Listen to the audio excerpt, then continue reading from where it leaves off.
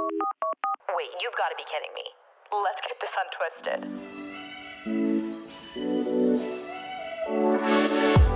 Good day, everyone.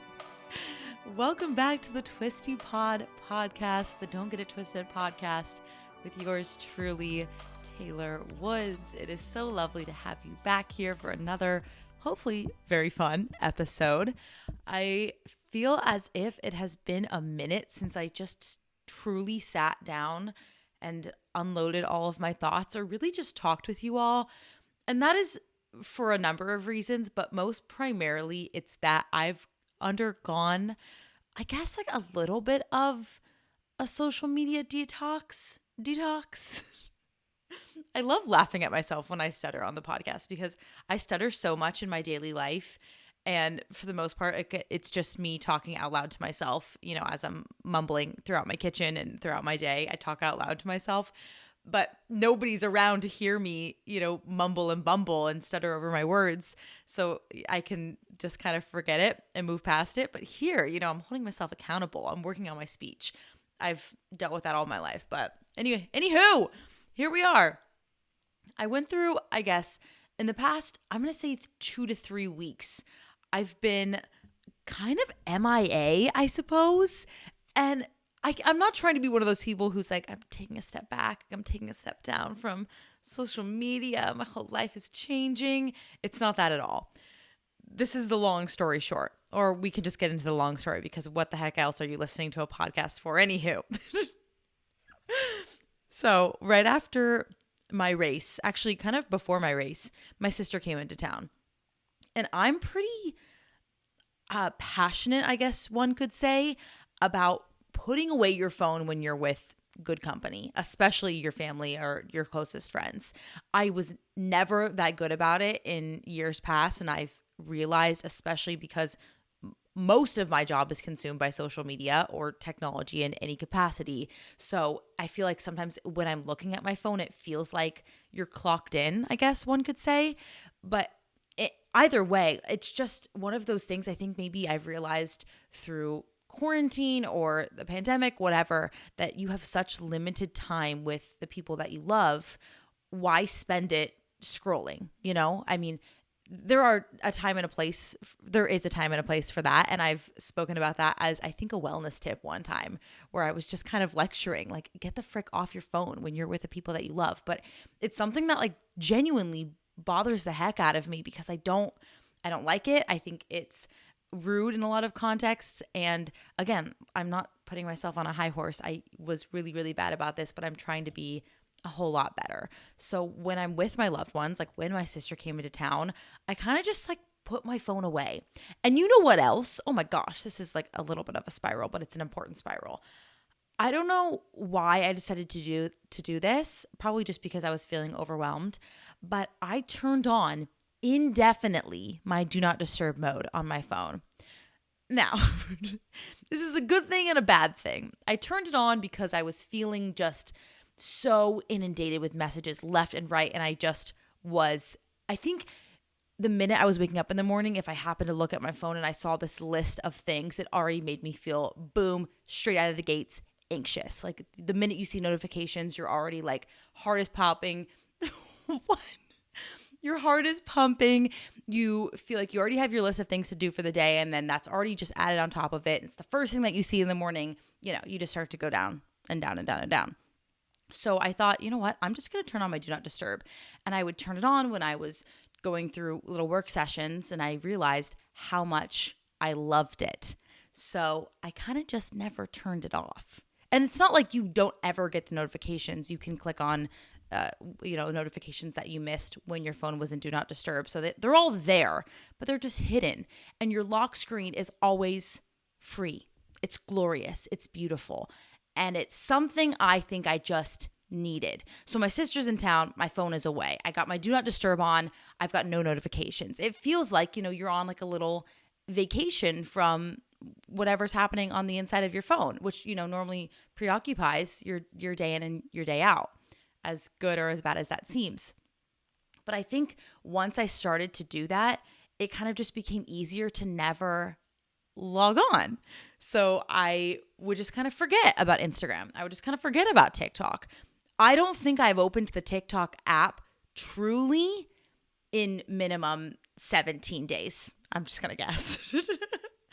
Because I was feeling TikTok is one of those apps that loves to give you notifications. Even if they have nothing to notify you about, they're like, everybody's on live, come watch. And you're like, I don't know who these people are, but they have to notify me for whatever reason.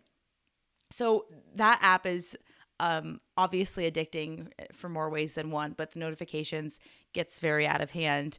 And I think once like you just kind of take a step back, it's really hard to ease yourself into the social media thing again, because it was so nice when you just weren't scrolling mindlessly. You know, you were just hanging out with the people around you and enjoying their company and talking face to face. So then when you're kind of alone again, this is another huge problem for me. I think that's when I start to get very sad, is when I'm at home by myself and I open up TikTok, let's say, and I just start scrolling and scrolling and scrolling. And then I look up and it's been 3 hours. That's a personal problem, for stinking sure. But it doesn't help my mentality when I'm all alone and then I wake up from this 3-hour episode where I've just, I don't know, gone down a little path of neglecting all my responsibilities, and I'm just yeah, it's just a little bit too much. So I kind of thought, you know what, this is okay. Like I just ran my race. I just want to take a step back. Nobody's going to care. Nobody's going to miss me, or, you know, it's fine. It's social media. Like, it's so superficial at the end of the day. So if you've ever wondered, hey, Taylor hasn't really posted that much, or maybe she hasn't uploaded.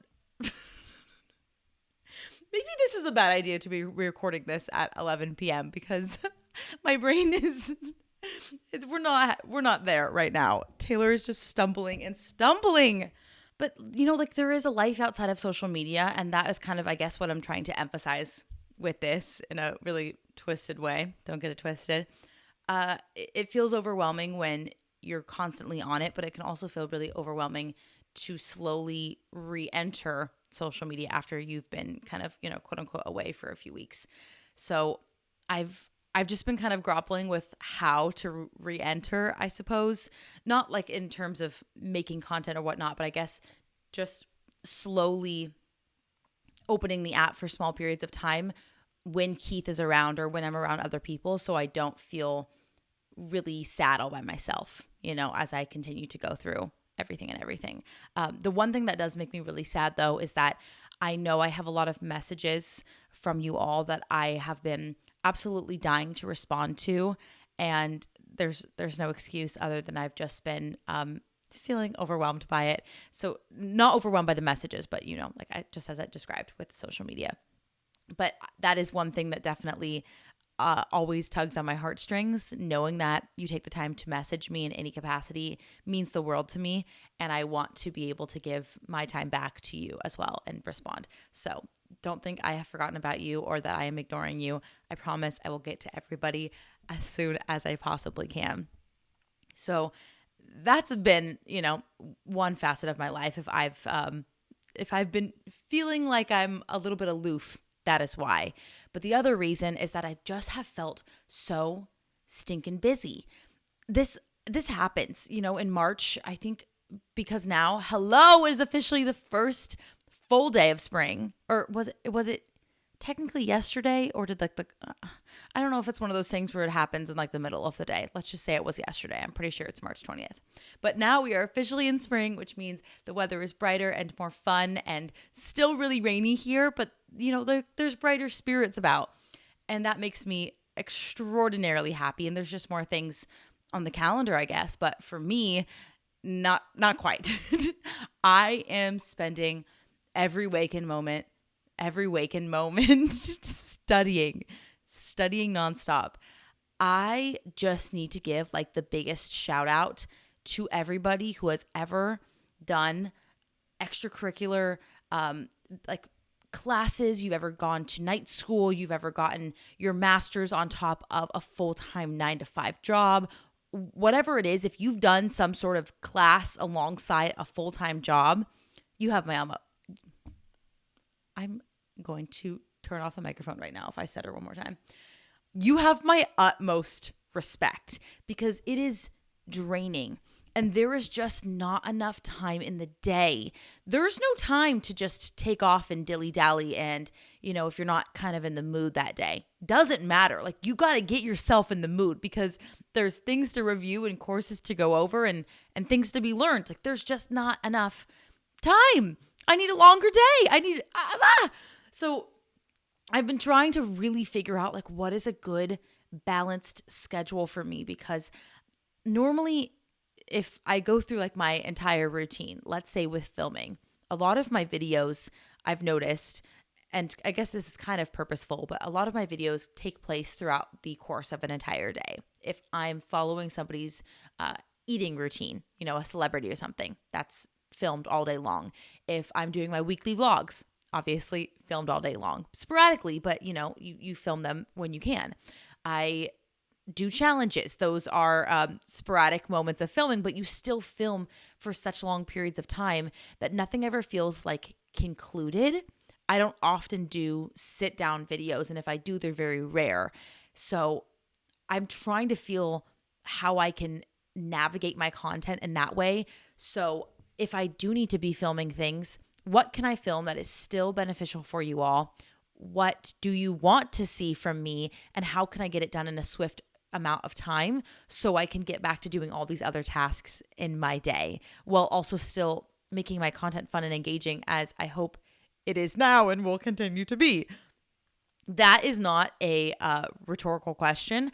I genuinely would love to know what types of videos are your favorites to see from me, or what have I never made that you've always wanted to see from me. There are certain things that, can take a bit of time that I don't mind putting that energy and effort into, but there are things I think that I've realized just in this next month or so as I'm, getting ready to take my test, it's going to need to be a priority for my studying to be, numero uno, and filming, or at least like the concepts, to be number two, just so I can, pass. I want to pass. But I genuinely would love to know if you want to email me, you want to DM me on Instagram, or as I just talked about, feeling overwhelmed with messages. If you want to, I can leave what do you call them? Like, there's questions I can leave on Spotify that you can always like participate in. If you scroll up, I believe, when you're listening to the episode, sometimes there's questions or there's polls, just kind of for fun. It really like means nothing like engagement wise. I just think it's kind of an interesting little tool. But I could leave a question like that, like, what are your absolute favorite videos to see and what do you want to see from me? Because if you let me know, that will be so beyond stinking helpful when I'm trying to just juggle all these things. I used to be a huge Grace Beverly fan. She was like one of the, I guess, OG fitness influencers way back in the day. Now, so she kind of forms her content a lot around her as an entrepreneur. She has a few different businesses and such, but she would vlog and she was also like starting a business all while she was at Oxford. And I always remember her saying there would be, ebbs and flows, as with anything throughout her studies, where she could dedicate more time to filming and editing. But then when she was in the thick of finals, or whatever they call them in the UK, I'm not sure, whenever she was in the thick of like her big tests, she would sit down and do like bulk filming, and she would film maybe 3 or 4 videos all in a row, and she wouldn't even bother changing her outfit. Sometimes creators are picky about that, but she would genuinely say to the camera, I have a lot of things I need to be studying for. I have a lot of things to be doing. I'm bulk filming. I'm not going to bother like pretending that I'm filming this on different days and changing my outfit. I'm just needing to get this done and film my videos as I can. And I've kind of thought about that as I've gone into my process. Not that I'm comparing my studying to being a student at Oxford, because it's definitely not. But you at a certain point, you have to pick and choose your priorities. Even so, when it comes to hanging out with my friends, or saying yes and no to certain opportunities, be that going out to dinner or going to a concert or something, I have to think of what is most important to me, I don't know, like find a way to be selfish, I guess. And some things I just have to say no to because you just don't have the freedom right now to be going out and about left and right because my free time is studying. My free time is filming. My free time is editing. My free time is creating content in any way. And that is okay. Like I'm all right with that. This is not a complaint by any means, but it's been a while since I've been in like this kind of predicament, I guess, where I was juggling so many different things in such different realms of my life. I mean, I always talk about how when I first started my channel, I would film my videos on the weekends or I would film them at like 7 or 8 p.m. at night. I'd stay up all night, at least until maybe 2 or 3 in the morning. I'd wake up at 4 or 5 in the morning to go to the gym. I would travel to work. I would edit on my way to work. I would edit on my lunch break, work all day, take the train home, edit on my way home from work, and then like continue the cycle. And that was because I was just so passionate about getting my channel off the ground. And also I was so miserable at my work. I wanted to do something for me, you know, but I have to channel that work ethic again because that effort Taylor was putting in was fantastic. And I kind of have these conversations with Keith quite a bit. Like I don't know if I would be where I am today if I didn't have that ethic, if I didn't have that strong will to perform and to perform well and to dedicate all of that time to my channel if if I hadn't have done that. So that's just one of those things that, you go through these periods in your life where you have more freedom to go and do fun things. And then there's other times like right now for the next month or so where I'm having to be selfish and hunker down at my desk as much as possible. But I'm really feeling passionate about uploading 3 times per week. I don't know if you are liking this amount of content or if it's too much or it's too overwhelming or maybe you think it's horrible, whatever. I have really enjoyed it and I feel like it's kind of reinvigorated this joy for creating content for me, and I don't want to let that go. So I am just balancing left and right. I'm trying to figure out what is the best time of day to study, what's the best time of day to film and edit and get everything uploaded and days of the week. And then I'll just feel so overwhelmed with all of it that I shut down. Like this past week, I uploaded one singular time. And for that, I am actually very sincerely sorry. I just didn't have content that I loved. And I know that's like a silly thing to say, but I just couldn't upload something that I just didn't care enough about. And I refuse to just post things to post things. So I always want to be happy with the content that I have. And I just didn't feel that way. And every spare moment that I felt like I was going to have to film, I ended up studying instead. And that's just the way that the cookie is currently crumbling. And I appreciate your patience as I'm navigating it all because I'm still new to this. I mean, I haven't been a student in 2-3 years, whatever. And when I was a student, I was working not full time, but I worked part time. I had a lot of extracurriculars, but you also have set required times for each of your things. And maybe that's exactly what I have to do. You schedule in things like appointments and you wake up super early and you go to bed super late and you just push through. I haven't really had coffee that much either lately. I mean, you remember when I would sit down to do the podcast and I would have a cup of coffee with me at my 11 p.m. recording? I don't know who that girl was, but right now I've been kind of just doing 1 cup a day if I remember. Isn't that nuts? I mean, I do have a little bit of a headache and I haven't had any coffee today. So you're slowly weaning yourself off of it because it's scarily and a very addictive thing. But it does kind of feel good sometimes when you realize you're not depending on it so stinking much. Ugh. Now, the next thing that has been, I guess, totally shifting around is my workout routine. I feel like I've been a little bit back and forth ever since my race. If I haven't mentioned it 90 times already, I ran a half marathon. Go figure. And ever since the race, it's only been like, a week and a half. I have gone on maybe 2 to 3 runs, but I kind of knew that that was going to be my approach moving forward.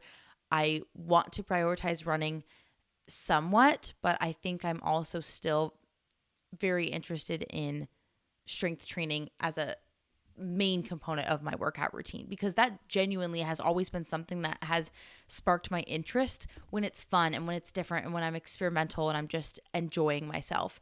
And I don't want running to become something that I resent. So I just want to go when I want to. And I'll go run 5 miles just because I'm able and I want to do it that day and the sun is shining outside. Those are the times I think I want to make the most of my ability that I have thankfully worked up my endurance to build to do those sorts of things. I don't want that to go away. But similarly, I don't want to lose a lot of my strength. So I'm kind of balancing the two. I've been doing a lot of these workouts that I have received from another personal trainer, which I'll talk about in a later video. I know I feel like I've been so fortunate to work with so many different personal trainers just in the last year. Like first was Justina, and that was actually really cool because she was talking me through every exercise. And I'd never done anything like that before, where somebody is coaching you like through a session. And even though those were home sessions, I really liked them and they were super cool. And I should go back and look at all those workouts. I still have them. Then, of course, I worked with Maddie, and we did like our full 3 months together. That was really neat, and also like such a big and fun investment in my health journey. And I loved that. And I loved like not only the strength that I gained from it, but also so much confidence, and the fact that I was able to reverse diet so successfully. She got me to be eating something like 500 to 600 more calories than I was at the start. And I wasn't starting at like a super low point. Like I just freaking bumped my way, all the way to this amazing spot where I can eat so much food. It's great. But now I'm working with a trainer named Katie, and she's personalized all these workouts for me, which is really cool. And I've been kind of just going through like the testing phase of those. I'm just in like the first week of it or so, which is always like the weird part of programming, when you're feeling like itchy for more, or you're not sure like how to trust the process yet. But if there's anything I've learned, it's just to put your faith in your trainer, because they almost know you better than you know yourself, and they've been doing this much longer than I have. And it's also so amazing when I'm going through a circuit, let's say, that she's planned for me, and I can recognize why something would be programmed because of what I've studied. That is so stinking cool. Or even certain ways that you would do a movement that would be most advantageous for you. For example, I'm a big fan of training eccentrically, which is essentially, you probably heard of it before, because there are some terms that I even recognized before I sat down to study them, because they're becoming a little bit more colloquial. Oh, darn it. I tried not to mess it up. They're becoming more common terms, but let's say you have an eccentric squat. You're going to lower yourself down at maybe the count of 4 or the count of 5 or something. So you're going really, really slowly through that movement, and that would be called your eccentric phase of the movement. And then once you kind of like bolt yourself up, that's the concentric part of the movement. It's almost like you have a rubber band, and the more that you stretch it out, there's like more tension that's being built. So then when you let go of it and you release it, you kind of snap it forward. And I've also read that that's actually a really popular training method for, I think it's power lifters. I might be getting the terminology wrong. I'm really bad at remembering who's who in like the competitive world. But like they'll do that for a chest press, for example, because you might be able to have more power on the concentric part of the movement, where you're pushing the weight up in your chest press, because you went down slowly through the eccentric phase. So I love that, and I think it's really cool, and it's been shown to have great muscular development. And I just love that I am learning this. Like, this is the kind of stuff that I've always wondered and I've always wanted to know about. And it's also strange that I do have this knowledge, and I think I'm not giving myself enough credit. Like when I sit down to do things and I already know something that I'm reading, I need to acknowledge that. Like sometimes I sit down and I'm like, I don't know anything, blah, blah, blah, but I know a lot and I've learned a lot and I'm continuing to learn more. And it's something that is so just, I don't know. I just love it. And it's fun when you're learning things that you want to learn. You know, when you're in school, sometimes you go through certain sections of history class and you're just sitting there going, this does not spark my interest whatsoever. But that, not that that doesn't happen right now. You know, there's certain chapters that are slower than others. Like when I was going through the muscular system, which, you know, obviously is really important, but you're learning about the actual system itself and how it works. It wasn't for me. But then when I got to the heart, I was like, this is fascinating. I love the heart, love learning about the heart. And that was cool. But yeah, it just feels neat that like I'm finally going to be soon in the place where I know what I'm saying. And when I'm talking to you all, you can trust me, hopefully, that because I just have a little bit more merit behind, you know, what it is that I'm talking about. And I can actually speak with some conviction because I've learned this and I've studied this and I've been certified in it. I just got certified by the American Red Cross maybe 4 days ago for CPR and AED for children, infants, and adults, and first aid. So that's pretty cool. I've always wanted to be CPR certified. And now, you know, I'm going to help everybody, whoever needs my help. It's just, I don't know. I think I go through my life always being like, oh, that would be so cool to do.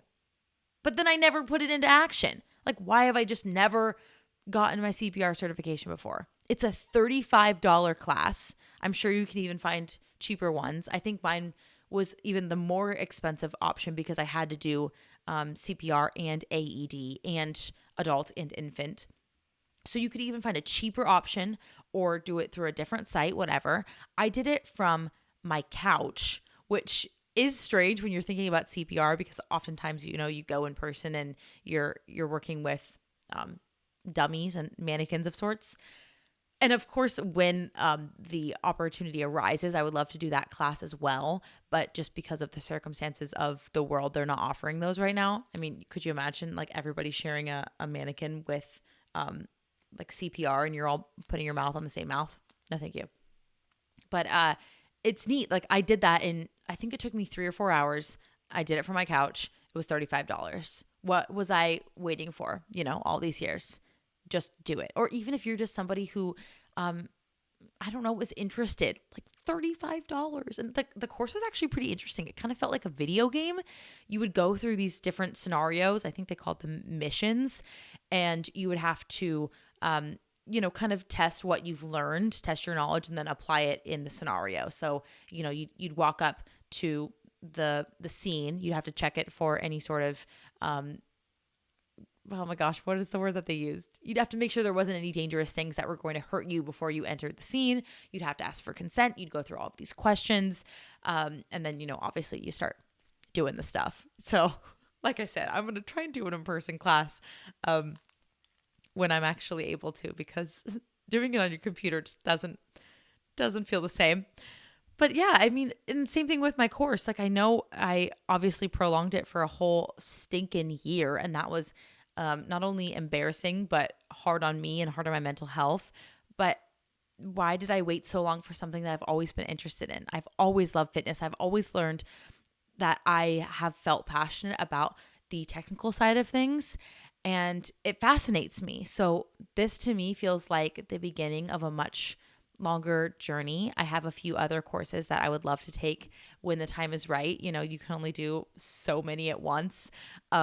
But why not? You know, like even if I just took a few months off of YouTube and I did a whole bunch at once, like that could be kind of cool. I could do more guided courses with an instructor where, you know, they're holding me a little bit more accountable on my pace and checking in with me on my mental health. But, you know, like I would love to get a precision nutrition certification. I would love to learn about, I think it's called corrective behavior techniques. Like if you're doing a backwards lunge and you're holding a barbell on your shoulders,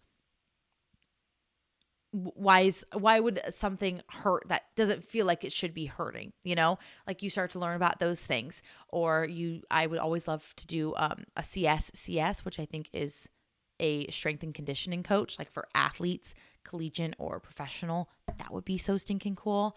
So there's just like a world of opportunity, and the CPT I feel like is your baseline.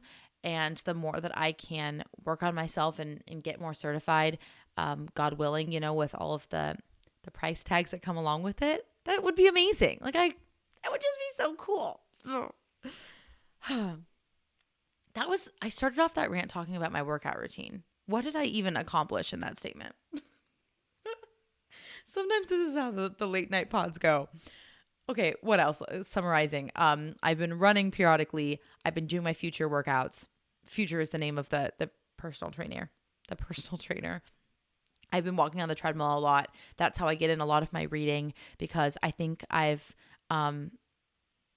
is it Pavlov?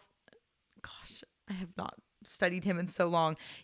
I'm pretty sure I have conditioned myself to fall asleep while reading, because I started reading every night before bed, which is a great thing, but I would do it in a very comfortable position where I would always just get kind of sleepy and then I would fall asleep reading. So now every time I want to go to bed and I'm reading my book, it kind of puts me to sleep. So like I said, I think that's Pavlov, right? With the dog thing? I'm pretty sure that's right. We're just going to roll with it, pretend I'm right, even if I'm not. So walking on the treadmill helps me a lot. I bring my Kindle. It's so much fun. Fun is an interesting word, but it does fly by. Believe it when you try it, okay? I swear you're going to look up at the clock and you're going to go, how has it been 20 minutes? It feels like it's just been a few, because you're so enthralled with the book that you're reading. Which, speaking of the book that I'm reading, Invisible Life of Addie LaRue. I don't know what the heck is wrong with me, but it has taken me so long to get through this book. It was captivating to me kind of at first, a lot more in the second quarter of the book, and then the third has just been dragging on. And I think because I've been so busy with other things, reading is kind of like the bottom of my totem pole in terms of priority. So it's not exactly something that I'm always seeking out time for, which isn't always the best thing. I think you should make time for those little activities that bring you peace at the beginning or the end of your day whenever you can, or in my case, when I go to the gym. But it just, I don't know. I think it's because the book is written in a really whimsical way. So it's hard to, like, the dialogue doesn't flow as naturally, or the way that it's narrated definitely does not. So I'm nearly finished now, where I'm at like 80%. So I might as well just push through. And then I think I might have one book that I really wanted to read that was a standalone. Oh golly, what is it? I'm going to see if I can pull it up on Libby right now. Then if that's not the case, I'm going to start my Harry Potter journey. I'm going to read the what the heck? Where is it? I'm looking at my shelf right now, and I'm supposed to have the Sorcerer's Stone. Okay, it's right here. Got it. We're good. I was really nervous I was in the wrong category. Okay, Harry Potter we might be starting next. My friend also told me, Paige, I know you're probably listening, that she read the book Educated by Tara Westover, and it was like a life-changing book for her. So immediately when I heard that, I love getting those kinds of recommendations from people. It makes my whole entire day, because I know I've had books that have changed my life. So I immediately went and rented that. So that is also on my loans shelf right now. I might quickly, kind of blaze through that first before I dive into the Sorcerer's Stone. But the Sorcerer's Stone and Chamber of Secrets are so in hot demand. Like, there's always 90 people waiting for the book. Not actually. It's I highly doubt it's that in demand, but it's one of those ones where I don't want to feel selfish for holding on to for too long. And also, it feels like it's cutthroat to get this copy. So I either need to blaze through it or pass it on to somebody else, but I don't want to do that. So I'm either going to read one of those two next, but I'm really excited to invest in the Harry Potter series. Like I said, I'd never read the whole thing. I always, as a kid, would like pick up the Sorcerer's Stone because I wanted to like look cool, like I was reading a big book. Or I would pick up the Goblet of Fire, and I couldn't even read. I was like 4. And I would just pick it up and look like I was holding it because it's the thickest one. Deathly Hallows might be thicker. I'm not positive, but Goblet of Fire is like whoosh. And we had it in our at-home library, and I would just pick it up and pretend to read because, I looked like I was educated or something. I don't know. Oh, that's funny. Yes. So that is my update on my reading for the quarter. I've been slowing down. And then lastly, I think, Taylor, we are almost through with this podcast. Could you just say the words clearly? I've been trying to prioritize my nutrition. I think I just sometimes rely a lot on processed foods.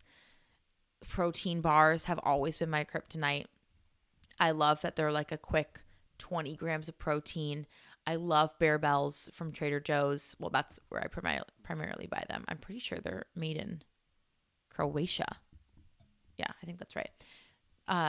I love them so much, but at the end of the day, like, you're still eating a processed bar, or you get the frozen whatever dinner from Trader Joe's. Trader Joe's sometimes can be my kryptonite, I guess, too. And I'm just trying to be better about making myself like more whole foods, or even if I just want to sit down and have a snack, like grabbing some carrots because I haven't seen a vegetable in a few days. Or when I'm having dinner, like making sure it is a well-rounded meal and it's not just straight packaging. Or I think Keith and I also go through phases too where we cook like meat in bulk and we cook rice in bulk. And then it's really easy to just heat up both of those things together. Well, Taylor, it's also really easy to heat up those frozen vegetables that have been in your freezer for quite some time. But, you get bored with them and they don't taste as good. And yeah, so I'm just trying to really prioritize, I guess, more so my my micronutrients, always prioritizing both, I suppose, but really just getting in vegetables and choosing, I guess, like thinking about my meals more holistically too. Like, okay, how can I make this well balanced? Do I have a green in here? Do I have some type of good carbohydrate? Do I have a good protein source? And sticking to that, because it's exhausting to continually tell yourself to eat your vegetables as a 25-year-old. But sometimes, the journey is just not linear. So that's been a big priority for me lately. Obviously, I love when my Green Chef order arrives because, first of all, the food is so stinking good and we get a lot of it. So we can eat that for days and days and days. But still, like, you go through your ups and downs, and then the weekends hit. And then what if your friends want to go out to dinner and then you have dinner out and blah? Like, that's just life. But I want to be better about holding myself accountable. That is it. I also have received a lot of DMs in regards to workout routine and my nutrition. I've received a lot of DMs and seen a lot of people talking about kind of like the quest for the spring break body or whatever. And first of all, let me just say this. I have totally been there. I can 1000% empathize with you. I 100% understand exactly what it is that you're feeling. And I think a lot of people kind of look for quick fixes, I suppose, when it comes to knowing that you have a vacation coming up or you have something in the future that maybe you just want to feel or look your best at. And oftentimes that comes down to both of those things, working on your workout routine as well as your nutrition. But I just have to give like the biggest hug to you and remind you that your body is a temple. And that is a cheesy thing to say, but it's so true. Like, don't treat your body any less than you would every other day of the year. And the quick fixes never work. I'm just going to say it point blank. Quick fixes never work. So don't put your body through anything that does not deserve to go through, because it's working so hard for us every single day to produce energy and to work on just keeping us alive. So it needs fuel and it needs attention. And also, yes, it does need some exercise and movement and whatnot, but just be kind to your body. And you are beautiful as you are. You do not need to go through any sort of drastic change for any sort of vacation. I think there's nothing wrong with wanting to look a certain way if that is your goal, but just keep in mind, you need to be fueling your body. Your body is very smart, and so depriving it of what it needs is never a good thing, especially in the long term, and it can often lead to some really unfortunate moments. So keep up your water intake. Eat the foods that you love and the foods that nourish you and things that make you happy. And also just remember, like, restriction always has a deviling side. There's always going to be that part of you that feels like you have to denote foods into certain categories if you're restricting things. And that does not make any sense. There is no such thing as bad foods. There can be some large portion sizes that can be kind of a slippery slope, but that can be for anything. You can eat too much broccoli and it can be bad for you. You can have too much water and it can be bad for you. So just be kind to yourself, be patient. I love you, and you don't need any sort of quick fix for any sort of vacation.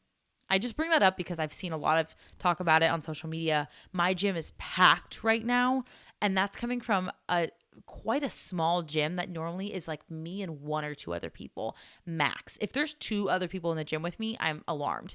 Now it is just pumping up the heat, and I'm guessing it is all because of that, and also because I would assume summer is around the corner. Actually, I don't have to assume that. I know that. But again, just, I'm giving you the biggest hug right now. I love you, and give yourself some grace.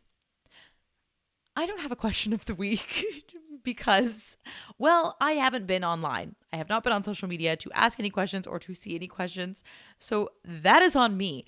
If I were to ask myself a question, oh, you know what? I mentioned this the other day. Do I think that dates are taking over the love of pretzels in my life? And I'm just going to answer this, very honestly with all of you. I'm thinking that they're going to be soon on an even playing field. I don't mean this gently. I mean, I'm being so serious with you. I have at least 5 dates a day. I eat them for breakfast, lunch, and dinner. I eat them so stinking much. And I haven't had, actually, I had a pretzel last night, but that was because I was at a restaurant and I had a soft pretzel. But purchased store-bought pretzels. I don't know why. I think I haven't bought them in a while because I haven't gone to a traditional grocery store in some time. For the most part, Keith and I go to Costco and Trader Joe's. Trader Joe's has their own variety of pretzels, which are really good, but I don't really like when it's always different flavors. Sometimes I just want salt. That's it. I don't need honey roasted or different seasoned, whatever.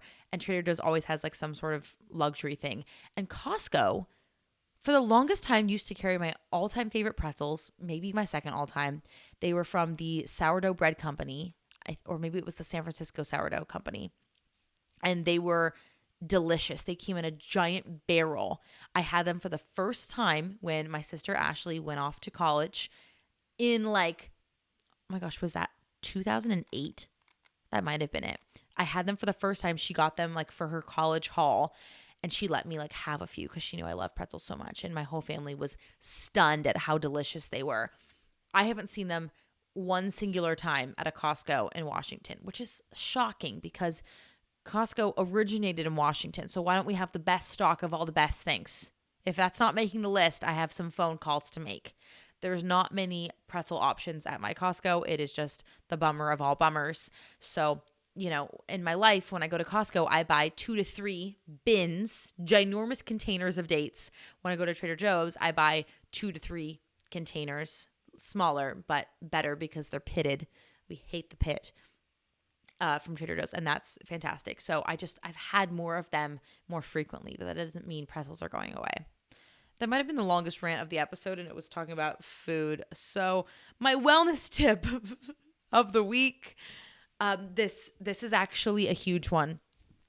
Listen up. If you've been zoning out, hello, listen up because this is an important one, all right? Please, please, please, please, for the love of all that is good and holy in this world, make sure that you are eating breakfast every single morning. I used to be the person that would just have a coffee. I would have a coffee until I, quote unquote, felt hungry later in the day. And it was absolutely horrible to my body and also my anxiety. Awful. Even if I just start my morning off with a banana alongside my coffee, instantly I'm in an okay mood. And I mean that. I don't always feel hungry for breakfast. Reese is about to knock over my camera. Thank you. Just sit down. I don't always feel hungry for breakfast, but sometimes that comes from like ghost hunger, like a phantom hunger, where your body has been so conditioned to not eating in the morning that it doesn't send those hunger cues anymore. It doesn't mean that it still doesn't need your nutrition. And also, it's just not good to have coffee all on its own. Please just make sure you're eating like something small in the morning. Or even if you're in my case where you have a hard time going to bed at night, and I've woken up probably in the middle of the night every single night since I was, I don't know, like in elementary school, I have started eating like a small little snack right before I go to bed to just kind of calm me. And also, I'm pretty sure, I forget the actual scientific reason, but I think it has something to do with my blood sugar. That has helped me tremendously. But let's just focus on the breakfast part for now, because that's the important part. Make sure that you're nourishing your body in the morning. It's so incredibly helpful for our bodies. And also, if you are somebody that struggles with feeling extraordinarily hungry at the very end of your day, you're perhaps not giving your body enough nutrients that it needs at the very start of your day. It is so wonderful to have a big, nourishing, beautiful, well-balanced breakfast. And then by the end of the day, your body is going to be so happy and satisfied. It is not going to be calling you to the pantry into the wee hours of the night, as mine often did. So that's kind of a fun wellness tip. I don't know. It's also a strict one. I'm being serious. Look into it. Learn some more information about it. It has changed my morning routine tremendously, and it's made me feel a lot less anxious. I love you all so much. Thank you so much for listening to this episode. If you liked it, please give it a 5-star review on Spotify and Apple Podcasts. I would love to get as many reviews as there are listeners. And that means there needs to be a lot more of you reviewing the podcast. I will also make sure I put that question in for the Spotify platform, where you can let me know what is your favorite type of content for me to create on YouTube, to film, to produce, whatever. Please let me know what you want to see from me, and also how I can balance studying and filming and everything right now. If you have any tips, let me know. And I will talk to you all soon on Instagram at Taylor Woods with 2 L's. Subscribe to the podcast. Thank you so much. I hope you have a wonderful rest of your day, and I'll talk to you next week. Bye.